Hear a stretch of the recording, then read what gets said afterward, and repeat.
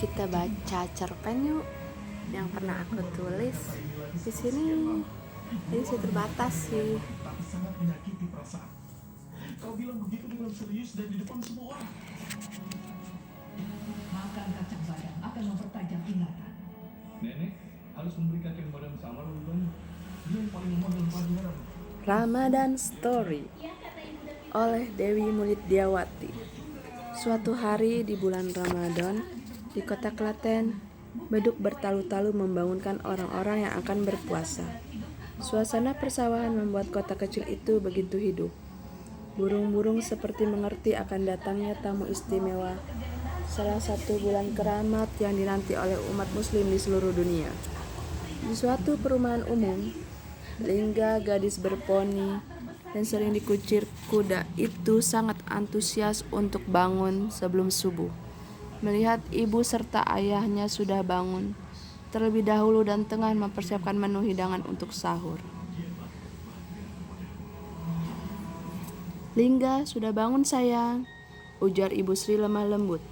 "Berwudulah terlebih dahulu, kita salat sunat tahajud dan 2 rakaat terlebih dahulu sebelum menyantap hidangan sahur." Setelah selesai melaksanakan ibadah bersama, mereka, Ayah Abdul, Ibu Sri juga Lingga, segera bergegas ke meja makan. Menu yang ada sungguh sederhana. Nasi, tahu putih goreng, mendoan, juga sayur sop ceker beserta sambal, kecap, iris-iris cabai rawit. "Lingga, pimpin doa ya nak." "Baik ibu." "Nawaitu samagodin an adai fardu sari ramadana hadis sanati lillahi ta'ala. Allahumma barik lana fima razaqtana wa qina azabannar." "Pelan-pelan ya makannya, Nduk," ucap Ayah Abdul dengan kasih sayang. "Iya ayah, Ramadan yang kami nanti. Kami tunggu selama 1 tahun kedatanganmu. Bulan penuh mulia di mana ada sahur, imsak dan maghrib. Aneka makanan khas yang ada untuk takjil juga yang lainnya. Dan di antara salat wajib ada salat tarawih sebagai penutup malam. Kami bersuka cita atas kedatangan menyambutmu laksana agung. Bagaimana ayah dan ibu, bagus tidak?" Serempak Ayah Abdul dan Ibu Sri menjawab seraya bertepuk tangan dengan sukacita.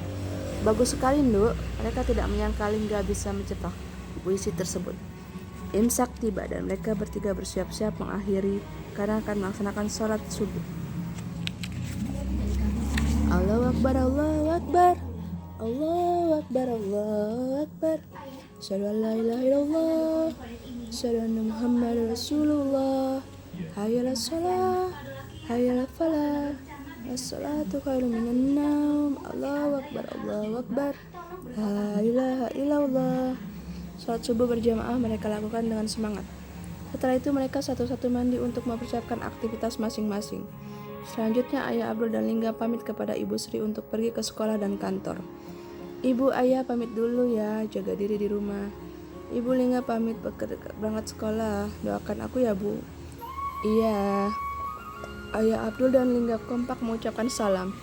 Selepas kepergian Ayah Abdul dan Lingga, Ibu Sri mulai beraktivitas seperti biasa. Sebelumnya ia mencuci piring dan menyapu. Setelah selesai membereskan rumah, beliau mulai menjahit karena sudah beberapa pesanan pakaian dari tetangga yang harus diselesaikan. Ibu Sri memang memiliki keahlian menjahit yang dulu diperolehnya dari kursus yang pernah ia ikuti. Di sekolah, Lingga disapa oleh temannya bernama Rinda. "Hai Lingga, siap belajar kali ini?" "Siap dong," dengan penuh semangat sambil mengepalkan tangan Lingga menjawab. Lingga murid kelas 2 di SDN Anggrek 1. Ia adalah anak yang ceria dan dapat menangkap dengan mudah pelajaran yang diberikan oleh guru. Di kelas ia sudah menjadi sekretaris yang seni percaya untuk menulis di papan tulis. Jam 10 teman-temannya mulai ada yang mengeluh lapar dan ingin jajan. Lingga dengan pintarnya mengalihkan perhatian teman-temannya agar mereka lupa untuk jajan. Cara dengan menceritakan sebuah kisah mengenai anak yang kuat puasa dan mendapat hadiah dari orang tua. Rekan sekelasnya pun antusias sekali mendengar kisah itu. Akhirnya mereka juga bermain dan tidak terasa pukul 12 waktu mereka pulang. Ketika bel berdering dengan kencang, mereka berhamburan keluar ruangan. Lingga dijemput oleh ibunya, begitu juga dengan Rinda yang dijemput ibunya bernama Ibu Rindu. "Ya sudah, mari Ibu Rindu, kami pamit pulang dulu," ujar Ibu Sri. "Oh ya Ibu Sri, mari, saya juga harus buru-buru. Bapaknya Rinda pulang siang hari ini dan sudah menunggu di rumah."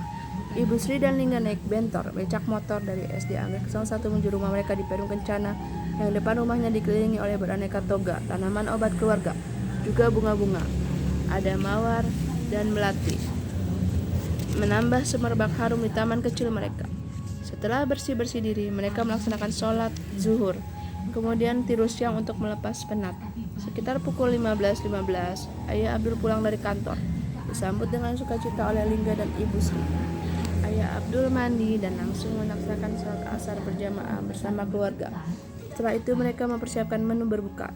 Ibu Sri memasak semur telur dan tahu, ditambah kerupuk, juga membuat es sirup rasa anggur untuk pelepas dahaga.